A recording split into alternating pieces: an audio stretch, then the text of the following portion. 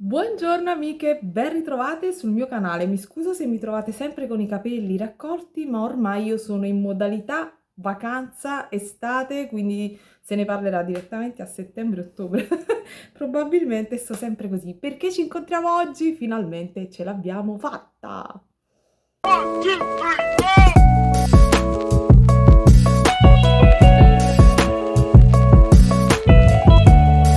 Finalmente sono riuscita a girare un tutorial per Linoso. Parliamo di questo piccolo modulino, non proprio piccolo, però come vedete è tranquillamente portabile, ma non è enorme. Ve lo mostro anche da vicino, vi mostro l'altro, perché in realtà questo era il primo prototipo e quindi questo invece è il secondo. Vedete che è un pochino bombato, questo è il retro. Questi orecchini li avrei voluti chiamare Terry perché li ho realizzati con i materiali che mi sono stati regalati da Maria Teresa Armenia. Se avete perso lo swap, mi metto il video qua dello swap che abbiamo fatto, sia mio che suo, vi metto anche il link giù così potrete andarli a vedere. C'erano queste Ginko e queste Super Duo di un colore favoloso e io ho deciso di realizzare questi orecchini. Sono di facile esecuzione, c'è solo un piccolo dettaglio che dovrete ripassare qualche volta in più perché comunque non c'è un rivolo al centro con un'incastonatura e c'è una perla che si aggiunge come vedrete nel video alla fine e quindi bisogna ripassare un pochino, però come vedete insomma il modulino è tranquillamente e stabile. Ecco, vi metterò un'immagine con l'elenco dei materiali. Il tutorial è fotografico, quindi vedrete scatti fotografici di tutti i vari passaggi. Un altro dettaglio che voglio darvi è che il primo orecchino che avevo realizzato avevo inserito all'interno una perlina da 4 mm, anche quella datami da Terry.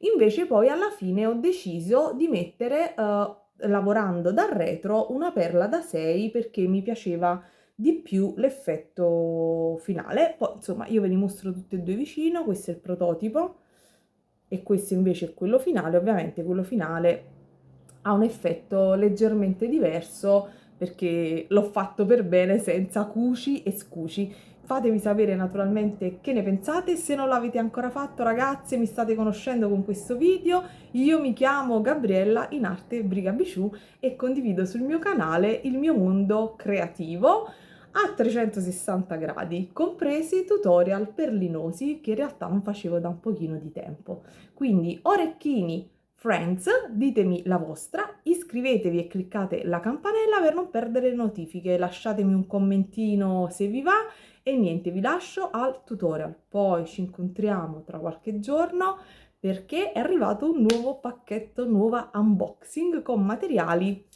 particolari. Si tratta della BB Craft, quindi vi aspetto tra qualche giorno, sto sudando e niente.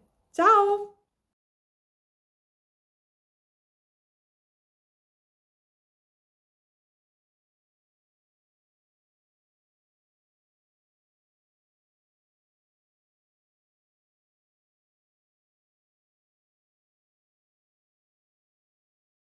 Inserisco sul filo la sequenza come mostrato, alternando Rocaille 8.0 e Rocaille 11.0. In tutto ci ritroveremo con 16 Rocaille sul filo. Chiudiamo e facciamo qualche nodino. Dopodiché portiamoci ad uscire da una 8.0 e inseriamo 3 Rocaille 11.0, una 8.0 e 3 Rocaille 11.0 e rientriamo dal retro della 8.0.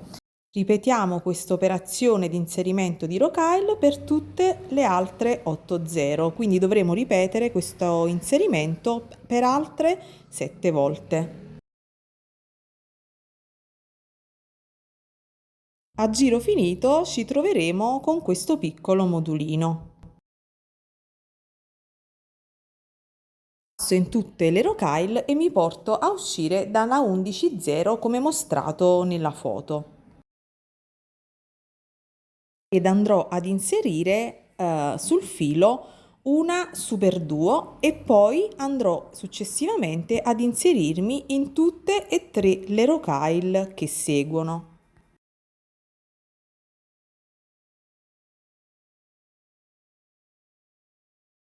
come mostrato in questa foto, e dovrò ripetere questo passaggio per tutti e quanti gli spazi successivi. Ne saranno ben 7. A giro finito mi ritroverò in questo modo.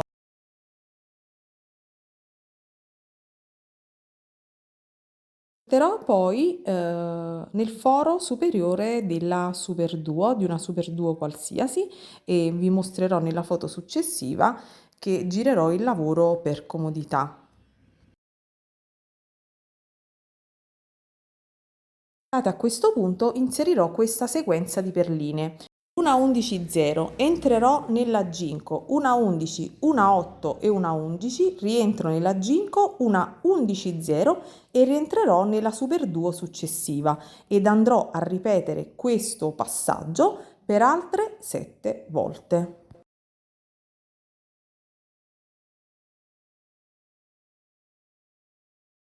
Finito, ci ritroveremo con questo modulino.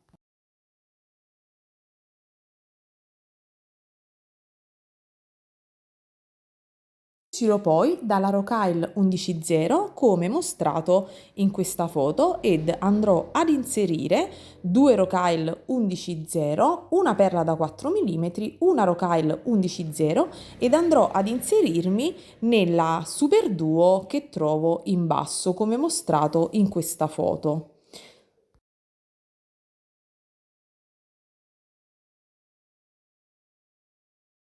La foto in dettaglio di quando entro all'interno della Super Duo. Dopodiché cosa faccio?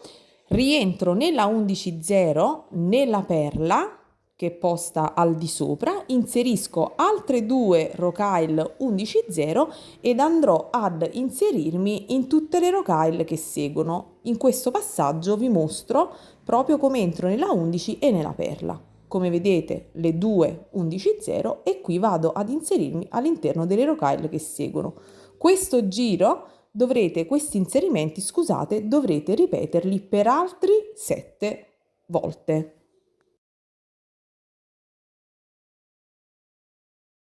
A giro finito ci troveremo in questo modo, con questo modulino. Dopodiché esco dalla terza Rokyle, come vedete in questa foto, e vado ad inserire una Rokyle 15.0, una Rokyle 11.0, una Rokyle 15 e vado nelle Rokyle che seguono. Come vedete ho fatto delle correzioni perché mi ero sbagliata a scrivere. Fate questo passaggio dell'inserimento delle tre Rokyle per altre 7 volte. Mi raccomando, ripassate. Questo sarà il nostro giro finito.